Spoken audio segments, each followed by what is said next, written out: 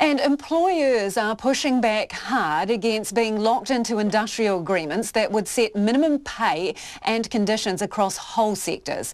They're worried about the effect fair pay agreements would have on the labour market if they're made compulsory, while unions say the purpose of them would be defeated if employer participation was voluntary.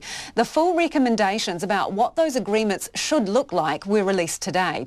Labour campaigned hard on industrial relations changes and now has to get its government partners to agree on the framework to deliver them. Here's political reporter Gia Garrick. Look at these hard-working people had to get out of bed early this morning. It's not fair, it's not fair. Keeping dairy farmers out. That's exactly what I said. The former National Prime Minister Jim Bolger apologised to journalists about the early hour of the announcement before telling them to do more research on why New Zealand has such low productivity. He reckons the country's productivity would lift if his group's recommendations were adopted, including minimum standards in training and other conditions.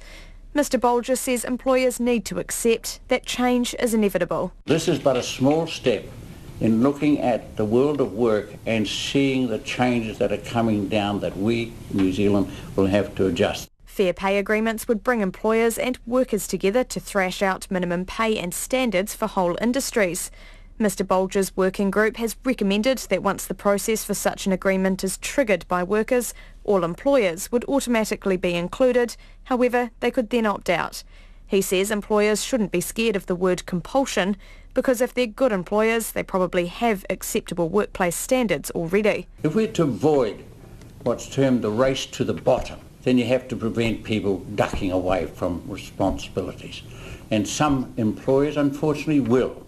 And so I think the element of compulsion that the majority went for is a reasonable compromise going forward. If we want to make difference in society, we want to have a fair and balanced society. At the moment, there's no onus on employers to enter fair pay agreements, which the Council of Trade Union President Richard Wagstaff says just doesn't work. We've tried to encourage employers to group together to work with unions and workers across industries.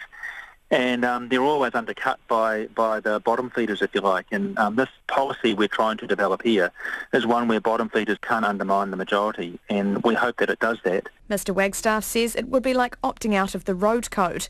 But the Business New Zealand Chief Executive Kirk Hope says the compulsory model would hurt the labour market. Our view was that a voluntary model much better reflects our current industrial relations framework. It's much more effective of good faith bargaining, and it's a much better methodology, and it's consistent with the opt-out provisions for multi-employer collective agreements that have gone through with the Employment Relations Amendment Bill. So that's the reason why we were pushing for a voluntary model. And Paul Jarvie from the Employers and Manufacturers Association says it doesn't make economic sense. We see it as a rather a blunt instrument to fix or try to fix specific problems, and there's nothing in the announcement today that addresses productivity, which is going to pay for all these pay increases. The Workplace Relations Minister Ian Lees-Galloway now has the job of getting Labour's governing partners to agree to a framework before legislation to implement fair pay agreements can be drafted. And while the Green Party is already on board with the changes, New Zealand First is likely to be a harder sell. And both parties' support will be needed to get any fair pay agreement legislation across the line. New Zealand First hasn't responded to requests for comment. From Parliament for Checkpoint, Gia Garrick.